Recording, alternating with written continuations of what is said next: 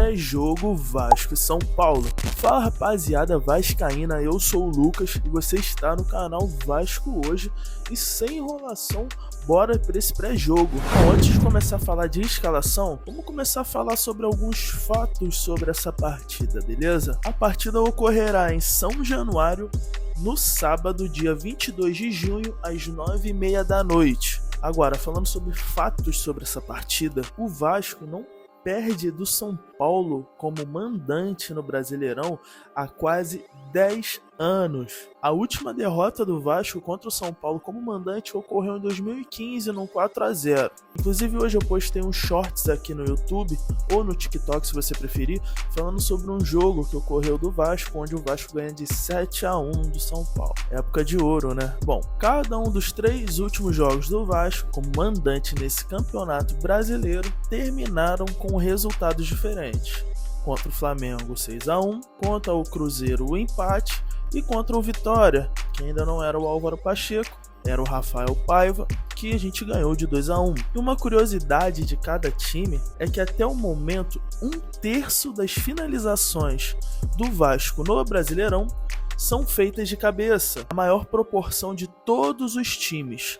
32,8%. Das 125 finalizações feitas pelo Vasco, 41 foram feitas de cabeça. Esses números só escancaram mais ainda na cara do torcedor vascaíno que o Vasco só tem uma única estratégia, que é ficar cruzando bola, procurando alguém. E esse alguém geralmente é o Verratti. E cara, realmente já é uma estratégia que não funciona. As outras equipes sabem que o Verratti é um bom cabeceador e tá ficando cada vez mais complicado de se fazer gol assim.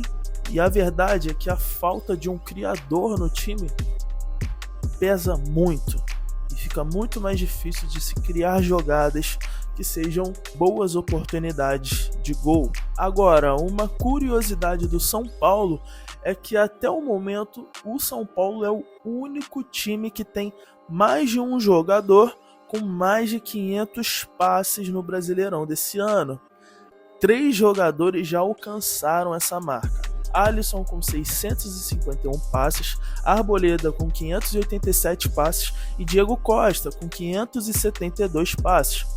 Com isso a gente chega na conclusão de que provavelmente o São Paulo seja uma equipe mais envolvente em questão de passes e que na verdade a estratégia ideal do Vasco seria neutralizar esses passes para que a gente consiga anular o jogo do São Paulo. Beleza? Agora vamos falar um pouco sobre a nossa provável escalação. Bom, ainda não se decidiram quem que vai ser o técnico do Vasco para o jogo. Se vai ser o Felipe, se vai ser o Rafael Paiva. E na minha opinião, eu acho que deveria ser o Rafael Paiva, até porque as nossas últimas vitórias, uma contra o Vitória dentro de casa e outra contra o Fortaleza na Copa do Brasil, foram com o Rafael Paiva. E ele já conhece melhor o nosso elenco. E talvez o Felipe, com esse elenco em mãos, ele não conheça tão bem o elenco. Não que o Felipe seja um técnico ruim, até porque ele já foi técnico em outras equipes, mas acredito que o Rafael Paiva no momento seja melhor, até porque também o Felipe não teve muito tempo para treinar os jogadores, para conhecer a equipe, sentir a equipe como realmente um treinador. E o Rafael Paiva já fez isso, já conseguiu vitórias com a equipe do Vasco em mãos. Beleza? Então, eu espero que seja Rafael Paiva, pelo menos para o jogo de amanhã. Falando de escalação, no gol não é novidade para ninguém que teremos Léo Jardim. Indo para a lateral direita, temos Paulo Henrique, ou Pumita, ou João Vitor. Na zaga, Léo e Maicon. E, na verdade, eu prefiro que na zaga ou na lateral direita venha a ser o João Vitor. Para mim, ele é um jogador melhor do que qualquer um desses zagueiros e esse lateral, Paulo Henrique ou Pumita. Então, eu prefiro, na minha opinião, que o João Vitor entre como titular no lugar de alguém, sabe? Ou do Michael, ou ali do Paulo Henrique, enfim. Continuando, na lateral esquerda teremos Lucas Piton, até porque o Vitor Luiz no último jogo foi expulso e ele fica suspenso, né?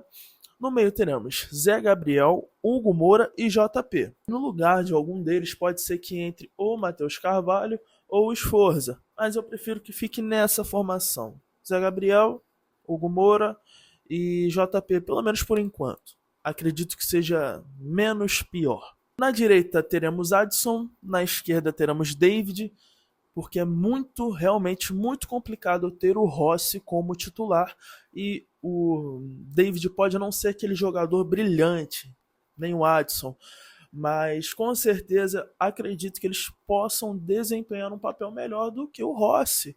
O Rossi vem jogando muito mal, pessoal.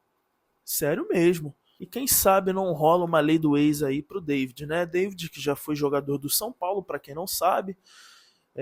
E eu acredito muito na lei do ex, né? Vamos botar fé aí pro cara aí, vamos colocar o cara como titular, porque já tá na hora. E por último, Verratti voltando a campo como nosso atacante. Lembrando que não necessariamente vai ser nessa formação e não necessariamente esses jogadores, porque estamos falando da provável escalação. Beleza? O que eu mudaria mesmo é que nessa escalação, no lugar do Maicon ou no lugar do Paulo Henrique, eu colocaria o João Vitor. Então, comenta aí embaixo, rapaziada. Quem que você gostaria de ver jogando contra o São Paulo? Se você concorda com a escalação que eu gostaria que fosse, me conta aí nos comentários. Muito obrigado por assistir. Teremos também o pós-jogo e se inscreve para não perder esse pós-jogo. Beleza? Valeu, rapaziada. Aquele abraço e valeu.